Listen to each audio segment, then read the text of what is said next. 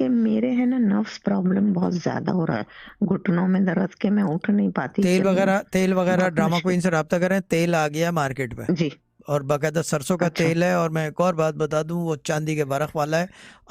दम किया हुँ, हुआ कोलू का तेल निकाला हुआ है, अक्सीर का काम करता है वो। अच्छा, ड्रामा क्वीन से रब्ता करें, अच्छा। वो ग्रुप के अंदर जी, वो क्लियर वो लिंक शेयर करो तो तेल खरीदें वहां से, जी। और वो लगाना शुरू करें सुबह और जी, जी, शाम अच्छा, दोपहर 3 दफा सरसों का तेल। अच्छा। वरना तिल का भी तेल है जी। और कलौंजी का भी तेल है। कलौंजी का तो खैर मशहूर है, पर दुनिया को पता है कि उससे ज्यादा शफा किसी दुनिया के जी, आइटम में नहीं है जितना कलौंजी में है। तो ये ठीक है तो ना? मेरे नर्व्स प्रॉब्लम है ना, इसके लिए क्या बेहतर रहेगा? यही तेल, कलौंजी, तिल और सरसों? ये मर्जी है।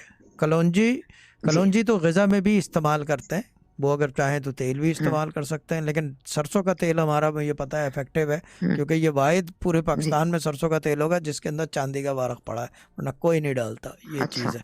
ठीक है ना? फिर जी, गरम है, अच्छा। गरम और शाह तासीर साहब का एक गरम है।